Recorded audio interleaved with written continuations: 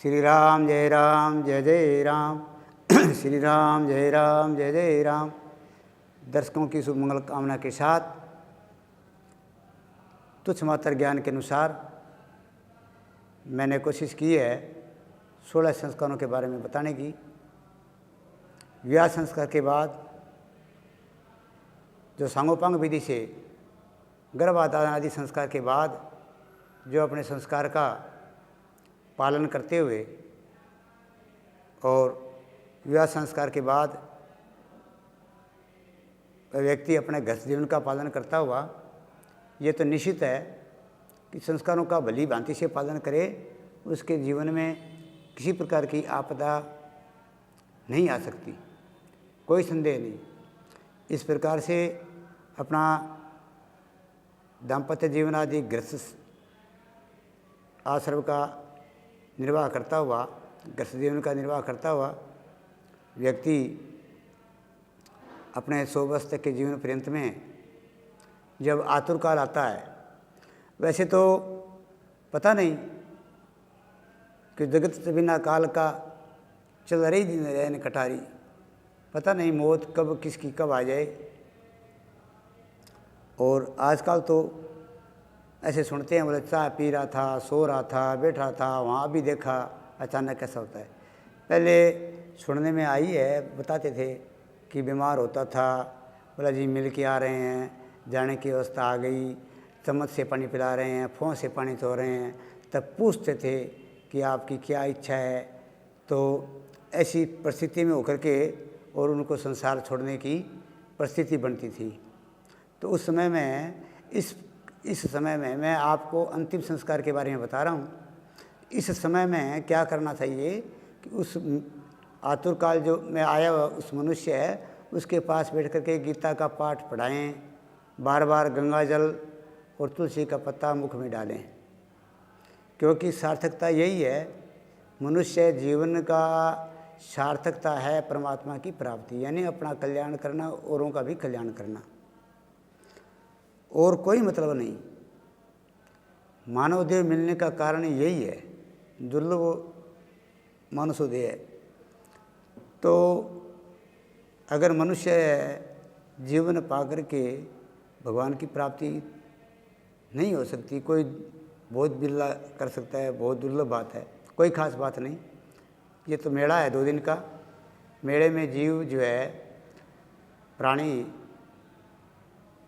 संसारिक रूपी जो मेला है उसमें फंस जाता है, लुभायमान हो जाता है, भूल जाता है अपने मार्ग को, और उसको ये पता नहीं रहता मेले में आने के बाद में कि दिन छिप रहा है, समय जा रहा है, और मेले में इतना घुल मिल जाता है कि अपना मार्ग भी भूल जाता है कि मेरे घर में जाने का, मेरे देश में, मेरे गांव में जाने का, मेरे घर में जाने का रास्ता कौन सा है, यहाँ तक भूल जाता है, अपना ठिकाना भी भूल जाता है।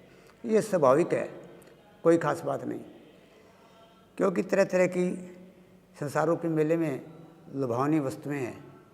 तो इस मोह माया के चक्र में तो वो उस भगवान को भूल जाता है। हालांकि पथ पथ पर समय समय पर शास्त्र संत महापुरुष जगाते रहते हैं, आदेश भी देते हैं और उनको सचेत करते हैं, लेकिन फिर भी मोह माया में फंसा हुआ मनुष्य को वह बातें नहीं जचती दिमाग में।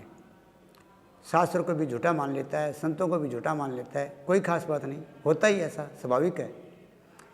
फिर भी भगवान ने बड़ी छूट की है, क्योंकि दुर्लभ देह है मनुष्य देह, ये इसी एक ही लक्ष्य के लिए है, परमात्मा की प्राप्ति के लिए।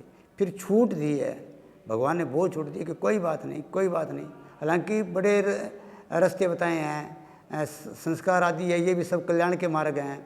अगर इनसे भी व्यक्ति वंचित रह गया तो भी कोई बात नहीं, मतलब संतों की सत्संग कर, संतों की सत्संग, सत्संग का मतलब है कि सत्य का संग करना।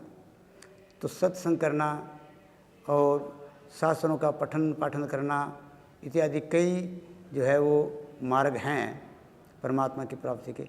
फिर भी उसके दिमाग में नहीं आती, नहीं बैठती, कोई बात नहीं। फिर भी लिखा है कि अंत समय में, मरते समय में भी अगर भगवान का नाम ले लिया जाए तो भी उनके सब पाप माफ़ है, सब अंत समय में। कि लेकिन अंत समय में नहीं ले सकता, क्योंकि यह नहीं अभ्यास, याद कैसे आवेगा। अंतमति सो गति है। अगर मनुष्य मरते समय में वो कुत्ता पाल रखा है और कुत्ते में मोह चला गया कि मेरा, मैं तो जा रहा हूँ, मेरे कुत्ते का क्या होगा, घर वाले कुत्ते की देखभाल नहीं करेंगे, इसको बेचारों के समय पर रोटी नहीं देंगे, और मरते समय में कुत्ते की याद आ गई तो कुत्ता बनना पड़ेगा। अगर मरते समय में जो जैसी जीव की गति होती है, मति होती है, उसी प्रकार से गति होती है। तो अंत समय में परमात्मा की याद आ जाए, और याद नहीं, भूल चूक करके भी अगर वो अंत समय में नाम ले लें, तो इसलिए परिजनों को चाहिए, परिवार वालों को चाहिए कि उनको अंत समय में भगवान का नाम याद दिलाएं, गंगा जल पिलाएं, तुलसी का पत्ता मुख में डालें, गीता का पाठ सुनाएं, भगवत स्मरण आदि कराएं, ताकि उनका कल्याण हो, तो जो संसार में आया है उसका लक्ष्य पूर्ण हो जाए। फिर भी लिखा है, फिर भी बताया कि अगर ऐसा भी नहीं हुआ हो, अंत समय में नाम नहीं लिया गया हो, तो भी कोई बात नहीं, क्योंकि उन्होंने पुत्र का जन्म दे रखा है। इसलिए शास्त्रों में पुत्र की कामना बताई है। तभी तो मैंने गर्भाधान के संस्कार के बारे में जोर दिया है कि उन्होंने पुत्र को जन्म दिया है। अगर उनके पुत्र हैं तो वो पुत्र भली भांति अपने माता पिता का शास्त्रीय विधि से अंत्येष्टि कर्म करा करके अपने माता पिता का कल्याण करने की सामर्थ्यता रखता है और अपने माता पिता का कल्याण कर सकता है। इसलिए पुत्र की कामना बताई है। तो अंत समय में कैसे, किस प्रकार से अंत्येष्टि कर्म करें और अपने माता पिता का कल्याण कैसे करें, पुत्र को क्या करना चाहिए।